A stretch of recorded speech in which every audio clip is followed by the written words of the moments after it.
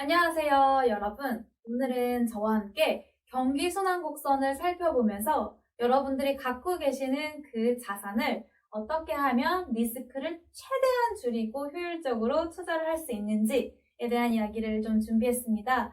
여러분들 갖고 계시는 자산 한번 생각해 보시겠어요? 그 자산은 크게 5가지 형태로 나눌 수가 있습니다. 주식, 채권, 부동산, 실물자산, 그리고 현금, 이렇게 5가지 형태로 나누어집니다. 근데 그런 자산을 우리가 어디 한쪽에만 몰아서 투자를 하는 것은 굉장히 위험 부담이 큽니다.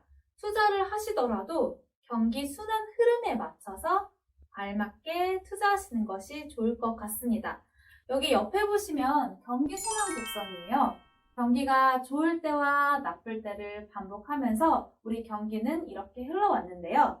자, 여기 포인트, 바로 경기가 좋을 때에 관한 특징을 말씀드리자면, 경기가 좋다는 것은 사람들이 소비가 많다는 것을 의미하고, 소비가 많고 생산이 많고, 즉 수요가 많다는 것을 의미하는데요. 이 수요는 공급의 양보다 많습니다. 그리고 물가는 물건을 사려고 하는 사람들이 많으니까 올라가게 되겠죠. 금리도 올라가게 됩니다. 금리는 경기의 다른 말이기 때문에 경기가 좋다 이렇게 말을 한다면 금리는 높다. 경기가 나쁘다 라고 한다면 이거는 금리가 낮다, 저금리다 라고 생각하시면 조금 더 경기 순환에 맞춰서 이해하기 수월할 거라 생각합니다. 자, 이렇게 경기가 좋을 때가 있지만 경기가 안 좋을 때도 있죠. 물건 가격이 높고 금리도 높다면 사람들은 점점 물건을 사려 하지 않겠죠. 생각해보세요. 여러분들이 좋아하는 아이스크림이 500원인데 갑자기 물가가 올라서 5만 원이라고 한다면 선뜻 그 아이스크림을 사 먹기가 굉장히 부담스럽지 않으신가요? 그렇죠. 소비가 점점 줄어들게 되겠죠. 오히려 은행에 돈을 넣어도 이자를 왕창 주니까 사람들은 이제 저축하는 비중이 더 높아지게 될 거예요. 그럼 시중에는 소비가 안 되니까, 이런 사람들의 수요가 공급보다 줄어드니까 경기는 점점 나빠질 수밖에 없고 경기 침체기까지 오게 되겠죠. 그리고 물건의 가격은 더 떨어집니다. 사려고 하는 사람이 없으니까요. 그럼 금리는요? 금리는 낮아지게 되겠죠. 경기가 나빠질 때는 금리가 낮아지게 되어 있습니다. 그러면 우리 경기 순환 곡선을 우리나라 계절로 설명드려 볼까요?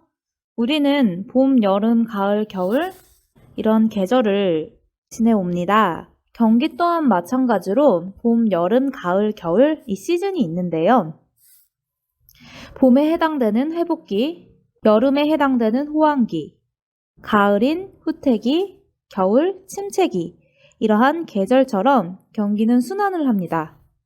자, 아까 전에 말씀드렸던 자산 5가지, 주식, 채권, 부동산, 실물자산, 현금이 있다고 말씀드렸죠? 그러면 이 자산 중에서 어떤 자산을 경기 회복기에, 봄에 더 투자를 해야 될까요? 경기 회복기에 투자해야 되는 자산 비중은 바로 주식입니다. 여러분, 주식은 경기를 선행합니다. 주가는 경제보다 앞서가죠. 여기 보시면 실물 경제가 이렇게 있습니다. 주가는 그 앞을 선행합니다. 그래서 지금 시점이 경기 회복기 시점이라면 주가는 상승을 하고 있기에 주식 투자 비중을 늘리셔야 되겠죠. 이것뿐만 아니라 부동산도 사야 됩니다.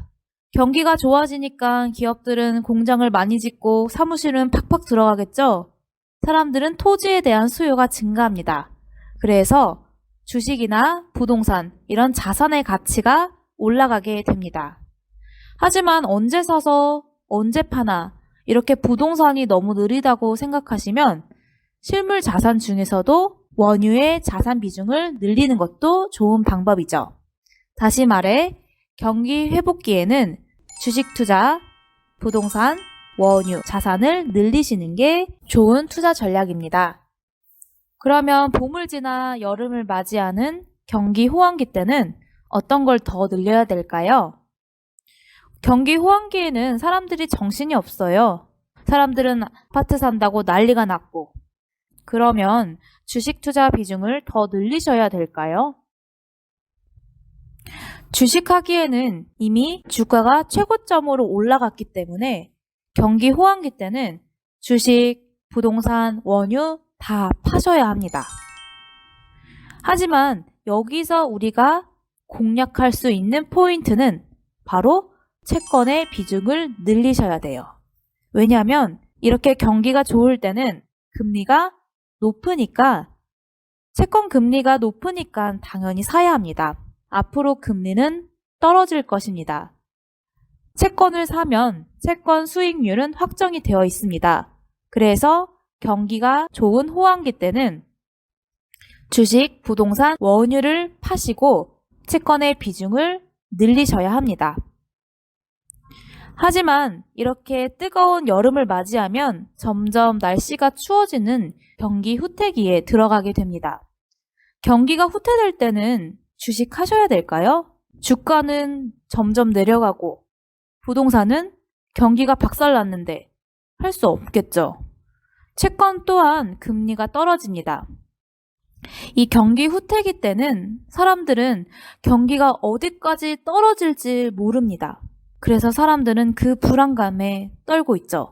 차라리 바닥을 치면 모르겠는데 끝도 없는 바닥을 떨어지고 있을 때 더 불안하게 느껴집니다.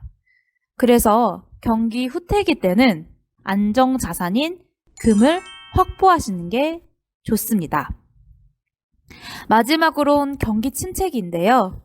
겨울인 경기 침체기에 이르게 되면 경기는 사람들의 수요가 없다 보니까 경기가 활성화되어 있지 않습니다. 경기가 얼어 있습니다. 물가는 하락하고 사람들의 수요가 없는 디플레이션 들어보셨습니까? 디플레이션은 인플레이션과 반대로 인플레이션은 물건의 가격이 오르는 것을 인플레이션이라고 하죠. 인플레이션 때는 현금이나 화폐의 가치보다 실물 자산의 가치가 더 높습니다. 디플레이션은 이와 반대로 물가가 하락하기 때문에 실물 자산보다는 현금의 가치가 더 높아지게 됩니다. 그러면 겨울인 이 침체기 때는 예금, 현금을 확보하셔야 되고 만약 은행에 예금이나 현금을 넣을 돈이 없다면 여러분의 부채 비중을 줄이셔서 경기 침체기 때 대응하셔야 합니다. 자, 우리가 지금까지 자산 5가지 형태와 경기 순환에 맞춰서 투자 비중을 어떻게 늘려야 되는지 전략적으로 말씀을 드렸습니다. 다음 시간에는 원유나 주식이나 이런 실물 자산과 여러 가지 자산 형태에 대해서 조금 더 세밀하게 말씀을 드릴 테니 후속편도 기대 많이 해주세요. 감사합니다.